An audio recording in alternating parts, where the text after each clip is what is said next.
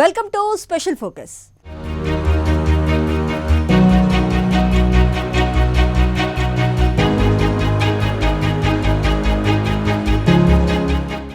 ఐదు రాష్ట్రాల్లో ఎన్నికల పోరు రక్తి కట్టిస్తుంది ఆయా పార్టీలు. ఎన్నికల ప్రచారం ప్రస్తుతం జోరుగా సాగుతుంది. ఇప్పటికే ఆయా పార్టీలు అభ్యర్థుల తొలి జాబితాను ప్రకటించడంతో మరి ఆయా స్థానాల్లో పోటీ చేసిన అభ్యర్థులు తమ ప్రచారాన్ని ముమ్మరం చేశారు. వారి తరపున అగ్రనేతలు సైతం రంగంలోకి దిగి ప్రచారాన్ని వేడెక్కిస్తున్నారు. అసోంలో ఎన్నికల ప్రచారానికి విచ్చేసిన మధ్యప్రదేశ్ సీఎం శివరాజ్ సింగ్ చౌహాన్ కాంగ్రెస్ పార్టీపై తీవ్రమైన విమర్శలు చేశారు. ఇక కాంగ్రెస్ మాత్రం కేంద్ర ప్రభుత్వం వ్యతిరేకంగా చేపట్టిన నిరసన వల్లనే తన ప్రచారాస్త్రాలుగా వాడుకుంటోంది. కాంగ్రెస్ పార్టీ రాష్ట్రంలో అధికారంలో ఉన్నంతకాలం అవినీతి విపరీతంగా పెరిగిపోయిందని భాజపా జాతీయ అధ్యక్షుడు జేపీ నడ్డా ఆరోపించారు. అలాంటిది ఇప్పుడు కాంగ్రెస్ నేతలు మళ్లీ రాష్ట్రానికి వచ్చి హామీల వర్షం గుప్పిస్తున్నారని నడ్డా మండిపడ్డారు. మరి ఈ మేరకు ఆయన డాకుకారాలో నిర్వహించిన సభలో మాట్లాడారు. కాంగ్రెస్ ప్రధాన కార్యదర్శి ప్రియాంక గాంధీ వాద్రా ఇటీవల అసోంకి వచ్చినప్పుడు 5 హామీల ప్రచారాన్ని ప్రారంభించిన విషయం మనకు తెలిసిందే. అందులో భాగంగా సీఏఏను ఉచిత కరెంటు, మహిళలకు నగదు ఆసరా, టీ కార్మికులకు కూలి పెంపు సహా పలు హామీలు అమలు చేశారు. అసోంలో నెలకొన్న రాజకీయ ముఖచిత్రంపై ప్రత్యేక కథనం.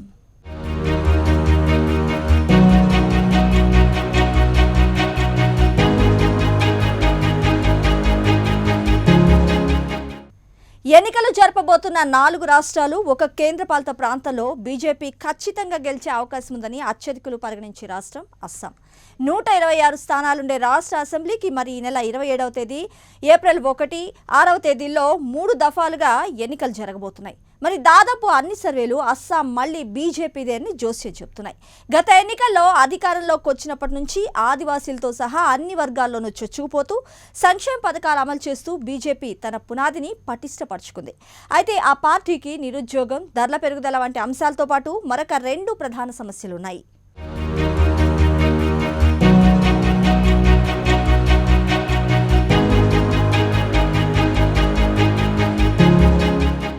దేశంలో 5 రాష్ట్రాల అసెంబ్లీ ఎన్నికల సందర్భంగా మరోసారి పౌరసత్వ సవరణ చట్టం చర్చనీయాంశమవుతోంది. కాంగ్రెస్ పార్టీ అధికారంలో వస్తే సీఏఏను నిలిపివేస్తామని ఆ పార్టీ ప్రధాన కార్యదర్శి ప్రియాంక గాంధీ స్పష్టం చేశారు. అసోం ఎన్నికల ప్రచారంలో కాంగ్రెస్ పార్టీ హామీలు గుప్పిస్తోంది. తమిళనాడు, కేరళ, పుదుచ్చేరి, పశ్చిమ బెంగాల్తో పాటు అసోం రాష్ట్రం అసెంబ్లీ ఎన్నికలు జరగబోతున్నాయి. ఇప్పటికే ప్రధాన పార్టీలు ప్రచారం ప్రారంభించాయి. అసోం రాష్ట్రంలో ప్రచారంలో భాగంగా కాంగ్రెస్ ప్రధాన కార్యదర్శి ప్రియాంక గాంధీ పర్యటించారు. కాంగ్రెస్ పార్టీ అధికారంలోకి వస్తే రాష్ట్రంలో సీఏఏను నిలిపివేస్తామని ప్రకటించారు. మరోవైపు రాష్ట్రంలో పలు హామీలు గుప్పించింది కాంగ్రెస్ పార్టీ. అధికారంలోకి వస్తే నెలకు 200 యూనిట్ల వరకు ఉచితంగా విద్యుత్ అందిస్తామని హామీ ఇచ్చారు. ప్రతి మహిళకు 2,000 రూపాయల ఆర్థిక సహాయం అందిస్తామన్నారు.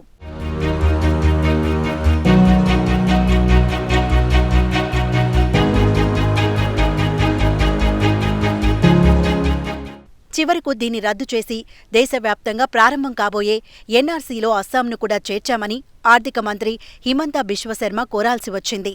అటుపై సీఏఏ పార్లమెంటులో ఆమోదం పొందాక దేశంలోని ఇతర రాష్ట్రాలతో పాటు అస్సాం కూడా భగ్గుమంది. అయితే వేరే రాష్ట్రాల్లో సీఏఏను వ్యతిరేకించడానికి, అస్సాంలో వ్యతిరేకించడానికి వ్యత్యాసం ఉంది. వేరే చోట్ల ఈ చట్టాన్ని ప్రధానంగా ముస్లింలు వ్యతిరేకించారు. ఆ పేరుతో తమపై ఈ దేశ పౌరులు కారణ ముద్రేస్తారన్న వారి ఆందోళనకు మూలం. కానీ అస్సాంలో ముస్లింలతో సహా అందరూ సీఏఏను వ్యతిరేకించారు. ఇరుగు పొరుగు దేశాల్లో వేధింపులు ఎదుర్కొంటున్న మైనారిటీ మతస్థులకు ఆశ్రయమిచ్చేందుకు ఆ చట్టం అవకాశమివ్వటమే అందుకు కారణం.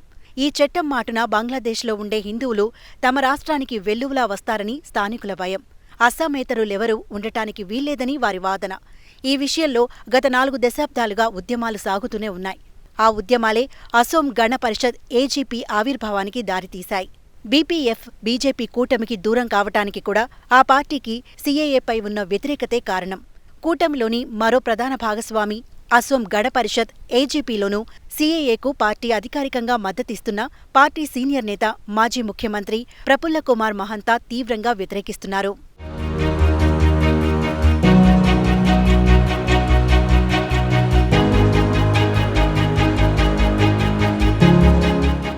ఈసారి ఎన్నికల్లో ఎన్ఆర్సీ, సీఏఏలను బీజేపీ కూటమి ప్రస్తావించకపోవటం గమనించదగ్గ అంశం. పశ్చిమ బెంగాల్ ఎన్నికల ప్రచారంలో సీఏఏ అమలు గురించి మాట్లాడే సీనియర్ నేతలు అస్సాంకొచ్చేసరికి మౌనం పాటిస్తున్నారు. సీఏఏ వ్యతిరేకత తమ గెలుపును ప్రభావితం చేయబోదని బీజేపీ ముఖ్యమంత్రి అభ్యర్థిగా ప్రచారంలో ఉన్న హిమంత బిశ్వశర్మ అంటున్నారు. కరోనా మహమ్మారి విరుచుకుపడ్డ తర్వాత విధించిన లాక్డౌన్తో సీఏఏ వ్యతిరేక ఆందోళన రాష్ట్రంలో చల్లబడింది. ఆ తర్వాత అది మళ్లీ రాచుకున్న దాఖలాలు లేవు. బహుశా ఇది బీజేపీకి భరోసానిస్తుండవచ్చు. తమ పాలనలో చేసిన అభివృద్ధి, సంక్షేమ కార్యక్రమాలపైనే ఆ పార్టీ దృష్టి నిలిపింది. ముస్లింలతో సహా అన్ని వర్గాలకు అభివృద్ధి ఫలాలందాయి కనుక తమ గెలుపు ఖాయమని ఆ పార్టీ విశ్వాసంతో ఉంది. కానీ బీజేపీ అధికారంలోకి వస్తుందని చెబుతున్న సర్వేలే అధిక ధరలు ఆ పార్టీకి కొంత అవరోధమేనని అంగీకరించాయి. వాస్తవానికి సీఏఏను పార్లమెంట్ ఆమోదించి చాన్నాళ్లు కావస్తున్నా ఇంతవరకు దాన్ని కేంద్రం నోటిఫై చేయకపోవటానికి కారణం అస్సాం, పశ్చిమ బెంగాల్ ఎన్నికలేనని చెబుతారు. బీజేపీ వ్యూహాత్మక మౌనానికి కూడా అదే కారణం. కానీ ఆ పార్టీ చేత సీఏఏ గురించి పలికించాలని, అదే జరిగితే బీజేపీపై వ్యతిరేకత పెరుగుతుందని కాంగ్రెస్ పక్ష కూటమి అనేక విధాల ప్రయత్నిస్తోంది. రంగంలోకి కొత్త పార్టీలు రావటం కూడా బీజేపీకి తలనొప్పే. ఈసారి అస్సాం జాతీయ పరిషత్ ఏజీపీ, రాజ్యోర్ దళ్, అంచాలి గణమోర్చా రంగంలో ఉన్నాయి. సీఏఏ విషయంలో ఏజీపీలో అంతర్గత విభేదాలుండడం బీజేపీ కూటమికి కొంత ఇబ్బంది. ఇటు ముస్లింలలో పలుకుబడి ఉన్న ఏఐయూడీఎఫ్తో చెలిమి కాంగ్రెస్కు ఎంతవరకు లాభించగలదో చూడాలి.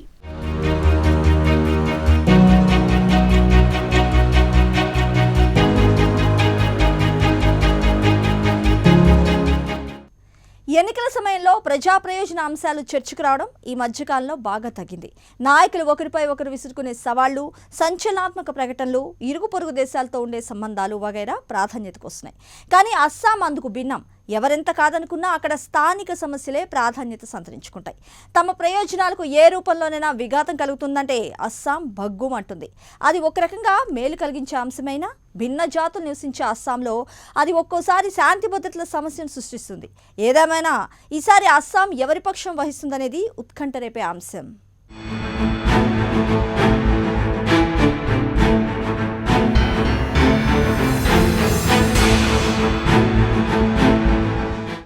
ఇంతవరకు బీజేపీ కూటమిలో భాగస్వామిగా ఉన్న బోడోల్యాండ్ పీపుల్స్ ఫ్రంట్ బీపీఎఫ్ ఇప్పుడు కాంగ్రెస్ కూటమికి వలసపోయింది. అలాగే జాతీయ పౌర నమోదు చిట్టా, ఎన్ఆర్సీ, పౌరసత్వ సవరణ చట్టం సీఏఏలపై 2019లో సాగిన ఉద్యమాలు కూడా బీజేపీ గెలుపు అవకాశాలను ప్రభావితం చేయొచ్చన్నది విశ్లేషకులు అంచనా వేస్తున్నారు. 2 సంవత్సరాల క్రితం ఎన్ఆర్సీ తుది జాబితా విడుదలయ్యాక రాష్ట్రంలో అలజడి రేగింది. దాదాపు 20 లక్షల మంది ఇక్కడి పౌరులు కారని నిర్ధారించడం అందుకు కారణం. వీరంతా ఈ దేశస్థులమేనని నిరూపించుకోవటానికి అవసరమైన పత్రాలు లేని నిరక్షరాస్యులు, నిరుపేద వర్గాలవారు. అసోంలో బీజేపీ, కాంగ్రెస్ పార్టీల మధ్య పోటీ నెలకొని ఉంది. ఈ రాష్ట్రంలో అసెంబ్లీ ఎన్నికలకు 3 విడతల్లో పోలింగ్ జరగనుంది. మే 2న ఫలితాలు వెల్లడవుతాయి. అసోంలో జాతీయ పార్టీలు బీజేపీ, కాంగ్రెస్ మధ్య ప్రధానంగా పోటీ నెలకొని ఉంది. ఇక స్థానిక పార్టీలు ఉన్నా వాటి ప్రభావం అంతంత మాత్రంగానే ఉంది. సర్బానంద సోనోవాల్ నేతృత్వంలోని ఎన్డీఏ కూటమి మరోసారి విజయం సాధించవచ్చని రాజకీయ విశ్లేషకుల అంచనా. ఆయన పనితీరు పట్ల అసోం వాసుల్లో విశ్వాసం ఉంది. ఆరోగ్య శాఖ మంత్రి హిమంత బిశ్వశర్మ కూడా పాలనలో బలమైన ముద్ర వేశారు. 126 స్థానాలున్న అసోం అసెంబ్లీకి 3 విడతల్లో పోలింగ్ జరగనుంది. మే 2న ఓట్ల లెక్కింపు చేపట్టి ఫలితాలు విడుదల చేస్తారు.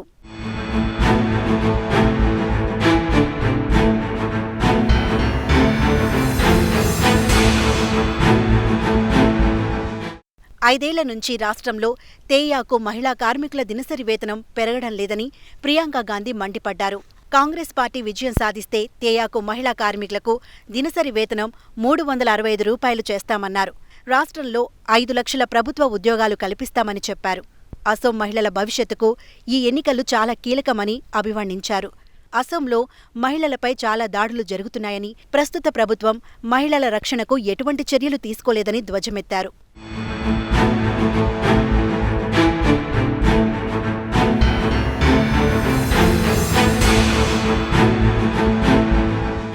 దేశవ్యాప్తంగా 4 రాష్ట్రాలు, ఓ కేంద్రపాలిత ప్రాంతంలో జరిగే అసెంబ్లీ ఎన్నికల్లో మిశ్రమ ఫలితాలు తప్పవని తేలిపోతోంది.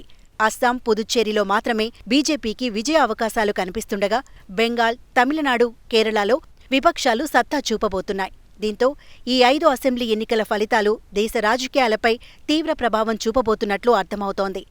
ముఖ్యంగా బీజేపీ తన భవిష్యత్ రాజకీయాన్ని నిర్ణయించుకోవడానికి ఈ ఫలితాలు ఖచ్చితంగా ఉపయోగపడతాయన్న అంచనాలు వెలువడుతున్నాయి. పశ్చిమ బెంగాల్, కేరళ, తమిళనాడు, అస్సాం రాష్ట్రాలతో పాటు పుదుచ్చేరి కేంద్రపాలిత ప్రాంత అసెంబ్లీకి ఎన్నికలు జరగబోతున్నాయి. వీటిపై ఇప్పటికే పలు సర్వే సంస్థలు, రాజకీయ విశ్లేషకులు తమ విశ్లేషణలు సాగిస్తున్నారు. వీటి ప్రకారం చూస్తే అస్సాంలో మాత్రమే బీజేపీకి స్పష్టమైన విజయం దక్కేలా కనిపిస్తోంది. పుదుచ్చేరిలో మిశ్రమ ఫలితాలు వచ్చే అవకాశం ఉండగా, తమిళనాడు, పశ్చిమ బెంగాల్, కేరళలో విపక్షాల విజయం ఖాయంగా తెలుస్తోంది. బెంగాల్లో గట్టి పోటీ ఇవ్వడం మినహా బీజేపీ చేసేదేమీ లేదనే అభిప్రాయాలు వినిపిస్తున్నాయి.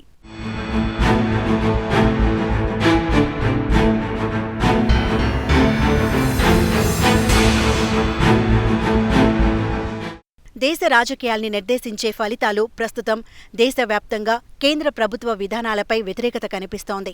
కరోనా తరువాత ప్రభుత్వాలతో పాటు ప్రజల ఆదాయాలు కూడా పడిపోయిన పరిస్థితుల్లో కేంద్రం తీసుకుంటున్న నిర్ణయాలు, సంస్కరణల జోరు జనాన్ని కంటిమీద కొనుకు లేకుండా చేస్తున్నాయి. కేంద్ర బడ్జెట్లో సైతం ఏ రాష్ట్రానికి ఖచ్చితంగా న్యాయం చేసినట్లు కనిపించని పరిస్థితి. దీంతో త్వరలో జరిగే 5 రాష్ట్రాల ఎన్నికల ఫలితాలపై ఆ ప్రభావం పడటం ఖాయంగా కనిపిస్తోంది. ముఖ్యంగా పశ్చిమ బెంగాల్లో మమతను అడ్డుకునేందుకు తీవ్రంగా శ్రమిస్తున్న బీజేపీకి కేంద్ర ప్రభుత్వ నిర్ణయాలే శాపంగా మారినా ఆశ్చర్యం లేదనే వాదన వినిపిస్తోంది. దీంతో ఈ ఎన్నికల్లో వెలువడే ఫలితాలు దేశ రాజకీయాల్ని ఖచ్చితంగా నిర్దేశించబోతున్నాయి. 5 రాష్ట్రాల అసెంబ్లీ ఎన్నికల్లో బీజేపీ ఖచ్చితంగా గెలుస్తుందని చెప్పగలిగిన రాష్ట్రం అస్సాం మాత్రమే. ఇక్కడ మినహా మరే చోట కూడా బీజేపీ విజయ అవకాశాలపై చర్చ జరగడం లేదు. ఆయా చోట్ల ప్రత్యర్థుల్ని అడ్డుకునేందుకు శ్రమించడం మినహా బీజేపీ చేయగలిగింది కూడా ఏమీ లేదు. పుదుచ్చేరిలో అతి కష్టం మీద ప్రభుత్వ ఏర్పాటు చేయగలిగితే గొప్ప. బెంగాల్లో గతం కంటే ఎక్కువ సీట్లు సాధించి గట్టి విపక్షంగా నిలిచే అవకాశాలు మాత్రమే కనిపిస్తున్నాయి. కేరళ, తమిళనాడులో అయితే సింగిల్ డిజిట్ సాధిస్తే గొప్ప అన్నట్లుగా ఉంది బీజేపీ పరిస్థితి. దీంతో ఇప్పుడు దేశంలో బీజేపీ అస్సోం గెలిస్తే చాలదు, బెంగాల్ కొడితేనే కదా మజా అనే వాదన వినిపిస్తోంది.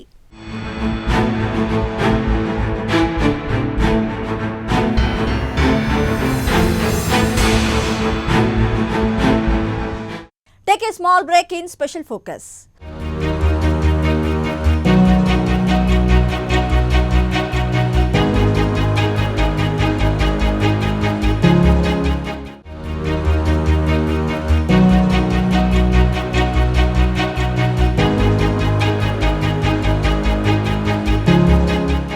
Welcome back to Special Focus.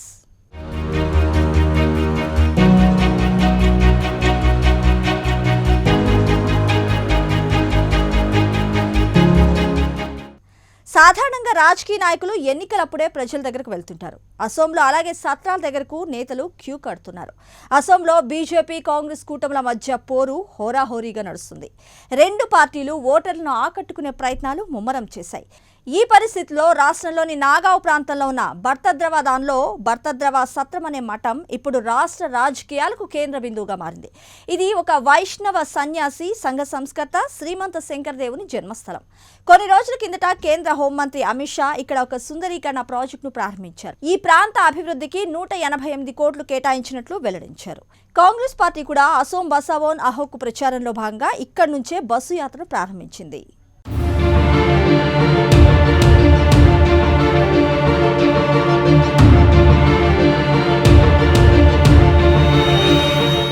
ఎన్నికలు రాగానే వివిధ పార్టీలకు చెందిన రాజకీయ నాయకులు మఠాలకు, సత్రాలకు వెళ్లి మత పెద్దల ఆశీస్సులు తీసుకోవడం సాధారణ విషయమే.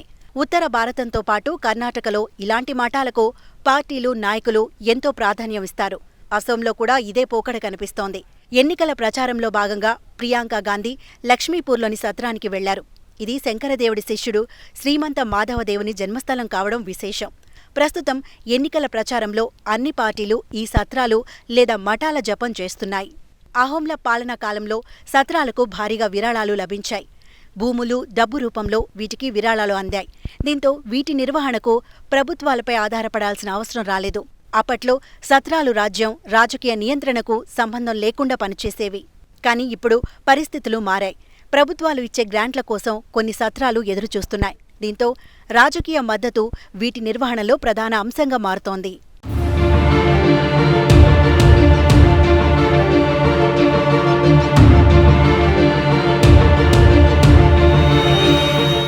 కేవలం సత్రాల ఓటు బ్యాంకు మాత్రమే అసోం రాజకీయాలను మార్చే అవకాశం లేదు. కానీ సాధారణంగా అసోంలోని ప్రతి కుటుంబానికి ఏదో ఒక సత్రంతో సంబంధం ఉంటుంది. దీనికి తోడు నాగావ్, కలిబోర్, మజులి, బార్పేట, బర్తదర్వా వంటి ప్రాంతాల్లో సత్రాలు బలంగా ఉన్నాయి. దీంతో ఇక్కడి నియోజకవర్గాల ఎన్నికలపై సత్రాలు, సత్రాధికారుల ప్రభావం ఖచ్చితంగా ఉంటుందని రాజకీయ విశ్లేషకులు భావిస్తున్నారు. అందుకే పెద్ద పార్టీలతో పాటు ప్రాంతీయ పార్టీల నాయకులు కూడా క్రమం తప్పకుండా సత్రాలను సందర్శిస్తుంటారు.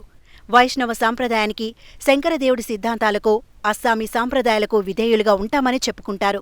సత్రాధికారుల మద్దతు లభిస్తే గెలుపు అవకాశాలు ఎక్కువగా ఉంటాయని నేతలు భావిస్తారు. ఈ మధ్యకాలంలో బీజేపీ సత్రాల సమస్యల గురించి ఎక్కువగా ప్రస్తావిస్తోంది. ఇతర ప్రాంతాల నుంచి అక్రమంగా అస్సాంకు వలస వచ్చిన వారి వల్ల సత్రాల భూములు ఆక్రమణ అయ్యాయి. ఈ అంశాన్ని బీజేపీ ప్రజల్లోకి తీసుకువెళుతుంది. అస్సాంలో రాజకీయాలు, ఎన్నికలు, అస్సామీల గుర్తింపు, వారికి ఇచ్చే ప్రాధాన్యం ఆధారంగా మారుతున్నాయి. కొన్ని సంవత్సరాలుగా అక్రమ వలసదారులు, సెటిలర్లు సత్రాల భూములను ఆక్రమించారు. ఈ అంశాన్ని బీజేపీ ఎన్నికల ప్రచారంలో భాగంగా మార్చింది. 2016 శాసనసభ, 2019 లోక్సభ ఎన్నికల్లో ఆ పార్టీ అస్సామీల గుర్తింపును ఒక ప్రధాన సమస్యగా మార్చగలిగింది. ముఖ్యంగా 2016 ఎన్నికల్లో సత్రాలు, భూ ఆక్రమణలపైనే బీజేపీ దృష్టి కేంద్రీకరించి విజయం సాధించగలిగింది. రాష్ట్రంలోని అన్ని సత్రాలకు అస్సాం సత్ర మహాసభ ఉమ్మడి ప్రాతినిధ్యం వహిస్తోంది.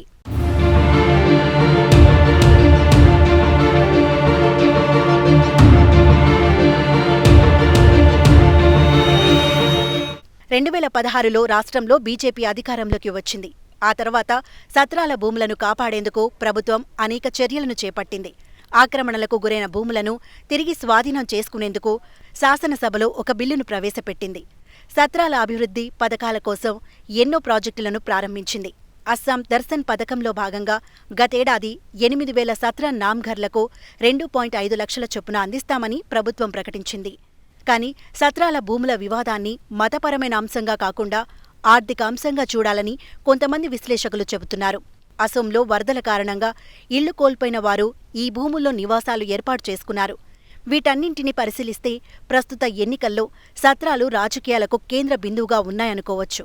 అయితే సత్రాధికారుల మద్దతు కోసం పార్టీలు వరుస కడుతున్నాయి.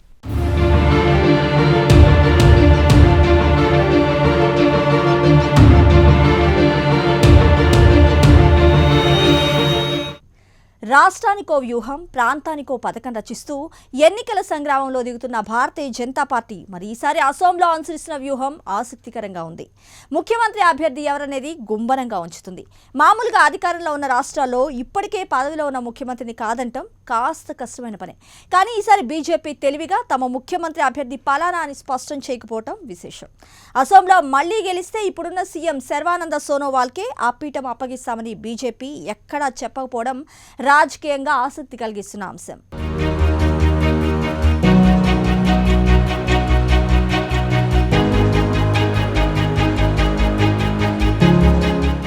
ప్రస్తుతం ఎన్నికలకు వెళుతున్న బెంగాల్, తమిళనాడు, కేరళ, అస్సాం, పుదుచ్చేరిలో ఎక్కడా తమ ముఖ్యమంత్రి అభ్యర్థిని బీజేపీ ప్రకటించలేదు.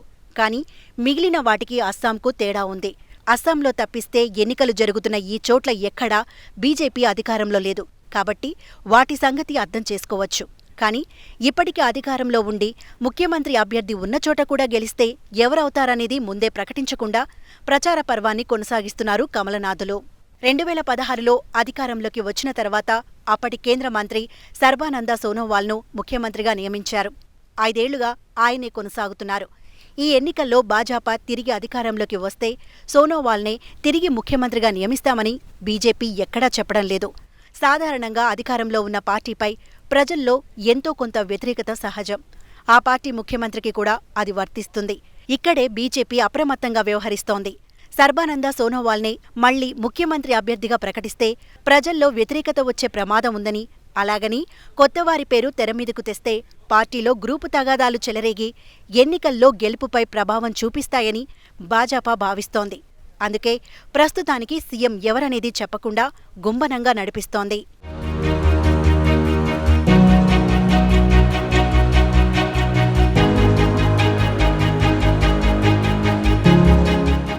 అస్సాం భాజపాలో ప్రస్తుతం సీఎం సోనోవాల్తో పాటు పలువురు ముఖ్యమంత్రి అభ్యర్థిత్వం రేసులో ఉన్నారు. ముఖ్యంగా అస్సాం ఆరోగ్య మంత్రి, ఈశాన్య రాష్ట్రాల ప్రజాస్వామ్య కూటమి కన్వీనర్ హిమంతా బిశ్వ శర్మ. సోనోవాల్ తర్వాత సీఎం పదవి రేసులో ముందు వరుసలో ఉన్నారాయన. ఈశాన్య రాష్ట్రాల్లో సంక్షోభ పరిష్కారకర్తగా పేరున్న హిమంతకు ప్రధాని నరేంద్ర మోదీ, హోంమంత్రి అమిత్ షా దృష్టిలో మంచి పేరుంది.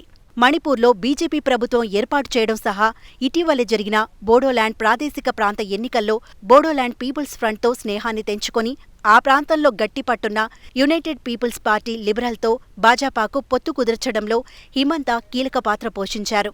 ప్రస్తుతం శాసనసభ ఎన్నికల్లోనూ యునైటెడ్ పీపుల్స్ పార్టీ లిబరల్తో పాటు అసోం గణపరిషత్తో కలిసి బీజేపీ పోటీ చేస్తోంది.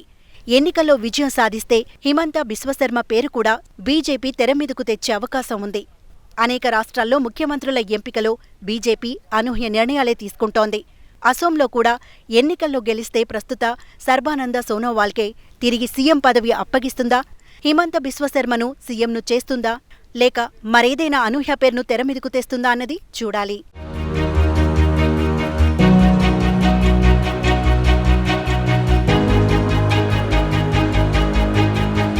5 రాష్ట్రాల అసెంబ్లీ ఎన్నికలపై ఫోకస్ పెట్టిన కాషాయ దళం వివిధ రాష్ట్రాల్లో పొత్తుల రాజకీయాలకు తెరలేపింది. మరి దీనిలో భాగంగా ఈశాన్య రాష్ట్రం అసోంలో మిత్రపక్షాలతో బీజేపీ కలిసి పోటీ చేస్తుంది. అన్ని భాగస్వామ్య పక్షాలతో పోటీ చేసే సీట్లపై ఏకాభిప్రాయం కుదిరినట్లుగా తెలుస్తుంది. రాష్ట్రంలో మొత్తంగా 126 స్థానాలకు గాను 92 సీట్లలో బీజేపీ పోటీ చేయనుంది. మరి మిగిలిన 26 సీట్లలో అసోం గణ పరిషత్ ఏజీపీ, 8 స్థానాల్లో యునైటెడ్ పీపుల్స్ పార్టీ లిబరల్ యూపీపీఎల్ పోటీ చేయనున్నాయి. కాగా ఒక స్థానిక పార్టీ ఒకటి బీజేపీలో విలీనమైందని, ఆ పార్టీకి చెందిన ఒకరిద్దరు అభ్యర్థులు మరి బీజేపీ గుర్తుపైనే పోటీ చేస్తారని కమల్నాథ్ చెప్తున్నారు. గత అసెంబ్లీ ఎన్నికల్లో 84 సీట్లలో పోటీ చేసిన బీజేపీ 60 సీట్లను గెలుచుకొని ప్రభుత్వాన్ని ఏర్పాటు చేసింది.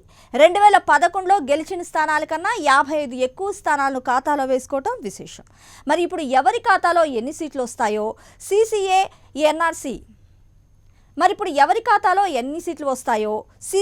ఎన్ఆర్సీ నిర్ణయాలపై అసోం ప్రజలు ఏ విధంగా స్పందిస్తారో వేచి చూడాల్సిందే.